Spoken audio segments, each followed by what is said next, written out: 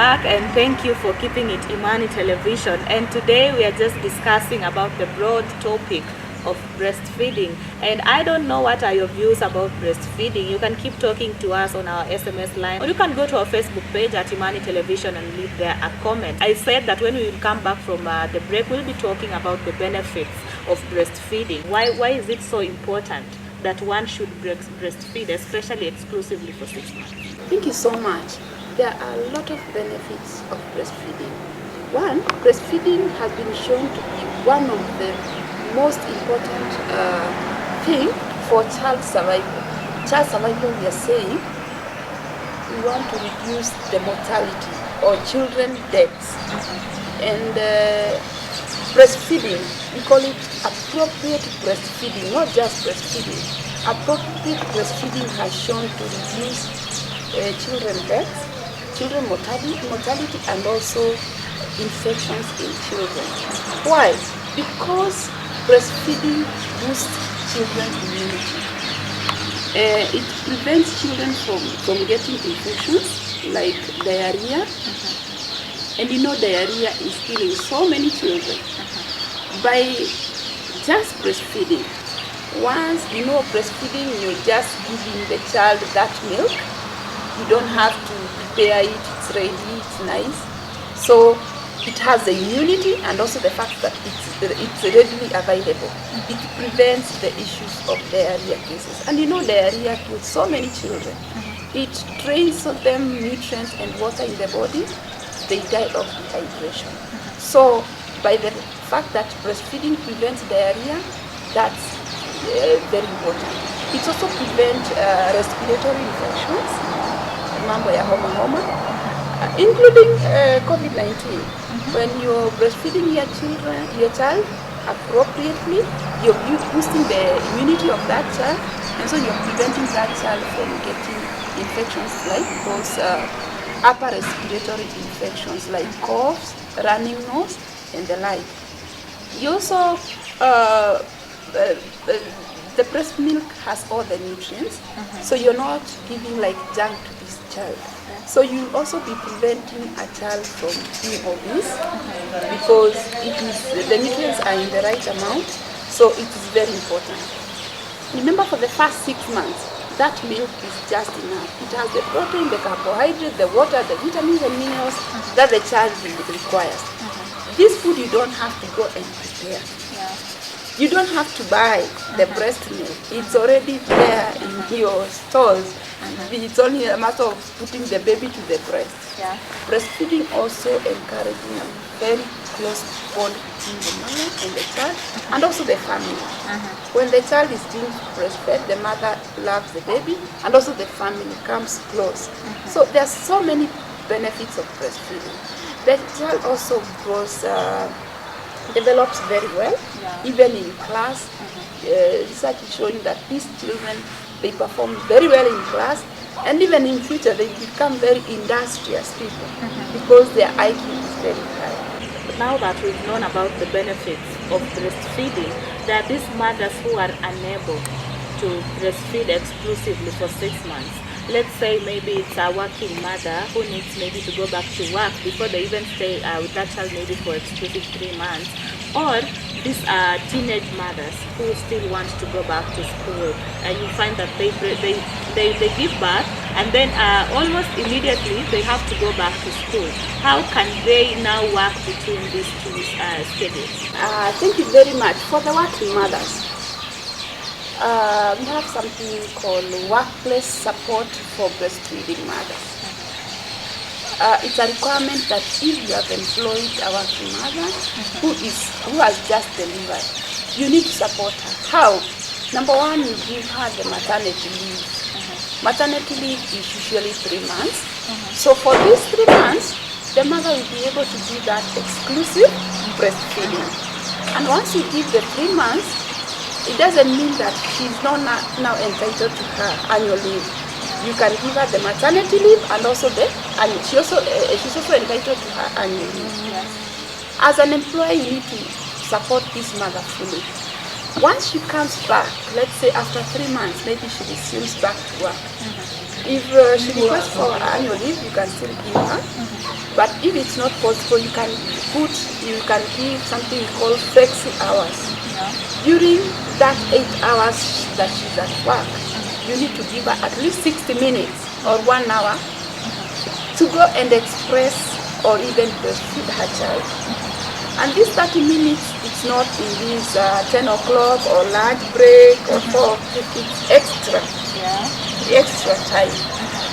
And also in workplace support, you need to set a place where this mother can go and express her milk and put the milk safe. You can have a cupboard with a locker where she can express, put the milk covered and leave it there. Remember, express milk can stay for 8 hours. So that during, as she's going home, she can go with her milk.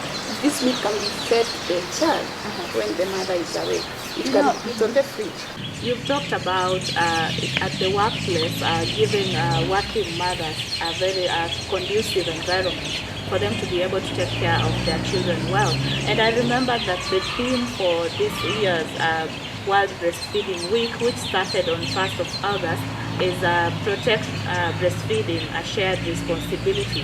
Maybe you can just help us explain that theme and how it applies to all of us, including even employers and everyone who is supporting that mother who has just given birth. Thank you. The 2021 theme for breastfeeding is Protect Breastfeeding. It's a shared responsibility. The mother could be knowing the benefits, she knows what to do, but the time has come for her to deliver. That shared responsibility that employer give that maternity leave. And remember, we also have paternity leave for fathers. Okay. Yeah, fathers are also entitled to 14 days paternity leave once your wife has delivered, so that you can go and support her. So employers, what they need to do is to set a place at workplace where this mother can go and express. You also need to have a written policy so that once you're pregnant, you don't start fearing, will I lose a job once I deliver? You know your employer knows you're pregnant and you need to be supported to do breastfeeding. So a policy is a written document, breastfeeding policy at workplace. Maybe this is ABCD, this is our workplace policy. All pregnant women, we will be supporting them. So it shows that they'll be entitled to that 3 months maternity leave. Once they come back, they can be given time to go and express. And this time, it's at least 1 hour. And she can be having maybe 20 minutes break where she can go and express and probably be okay. You know, once you resume to work, sometimes just the thought of your baby, you can get milk coming out, and you feel very uncomfortable. But once you have a workplace policy for breastfeeding, even the co-workers, those you're working with, they won't feel it that you're going for so many breaks. In fact, they'll be asking you, are you not going for a breastfeeding break? And sometimes you can even at workplace, you can have a place where your caretaker at home can bring a child and you breastfeed and take the child back. Now the challenge that we are having is for the school girls. This is a big challenge, and I don't know what will happen, because some girls are delivering and immediately, sometimes I've even seen as they deliver, they are discouraged even to initiate breastfeeding. Why? Because the parents want the milk to dry very fast and this child to go to school next week. So these children are left vulnerable. They are left vulnerable because the mother sometimes, the recommendation is, if there is no breasts for the mother to breastfeed, then the other option is formula milk. If the mother dies or if the mother is not there. Most parents cannot afford the formula milk. So in most cases, we've had experience where mothers are giving very diluted milk to this child who has been left behind, and this child end up in wars with malnutrition. In fact, we are even losing such children. So we are saying those mothers who have been left behind, you need to see a health worker so that you can be guided on how to feed this child. and even be guided on the cost of feeding this child. Because some people see the formula milk is very expensive when the mother is not there or the mother has died. So they dilute the formula, so they don't follow, so you lose the baby in the process. So any child left behind without a mother, please see a healthcare worker so that you can be guided appropriately, and the child can be seen every month at a health facility so that the child grows well. But for those mothers who are working, let them express. They can express. Express is in Kiswahili ni kujikamua. You express, unajikamua maziwa. You can hand express. You can use your hands to express milk, and you have mothers have a lot of milk. Unaweza kamua hata have a liter. So on average, in your experience as a nutritionist, because you've been dealing with breastfeeding mothers, babies feed after how long, or how at intervals of maybe how many minutes or how many hours, so that when you're guiding a mother on how to express milk, he can know just about the average or the correct amount of milk to express before maybe they leave their child at home. So children can breastfeed after every 3 hours. After every 3 hours. The amount you feed, you realize that when the child is breastfeeding, once she's full, the child will just leave the breast. In the same way when you're feeding, we calculate that by the weight of the child and the age of the child. So you have to get the weight of the child and the weight of the child for you to calculate how much you're feeding. But you know, as you're living, the breast milk will never be excess for the child. It will just be enough. Before we go to the emerging issues such as the formula milk and the COVID-19 is here, and a lot of women are actually afraid to breastfeed their child, maybe you can just talk to us about malnutrition in the sense of a mother, because for you to breastfeed, then you need to eat some things so that you can get that breast milk to feed your child. Maybe you can just advise a mother on what to eat and or what not to eat and how to eat it so that they can get the perfect food for their baby. Nutrition for the pregnant mother and a lactating mother. A lactating mother is a mother who is breastfeeding. It is very important. So when the mother is pregnant, she needs to feed well. And feeding well, we are talking about a balanced diet and extra. You normally say a pregnant woman should feed at least 5 to 6 times. Same to a mother who has delivered. She's eating extra because she has an extra person she's eating when she's pregnant. And also when she has delivered, somebody is like eating you. The child is breastfeeding, is taking food from you. So you need to take extra food. And especially a mother who has delivered, she needs to take extra fluids and not cold, needs to warm, like tea, cocoa, porridge. She can take teas. She can also take soups,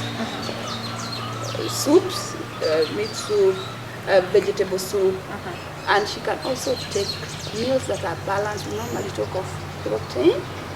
Remember, she's breastfeeding and milk is coming out. For milk to come out, you also need to have a balanced diet. Protein, we're talking about things like meat, beans, legumes. Carbohydrates, we are talking about ugali, talking about like viazi, we are talking about chapati. So she needs her plate to be a healthy plate and extra meals for her to produce enough milk. Okay, I think because of time that will be it for today, but join me next week for part 2 of this conversation, because we will be talking about breastfeeding and COVID-19 and all these other emerging issues that surround breastfeeding. I've been your host Sylvia Nyongesa, and thank you for watching. This is Know Your Health.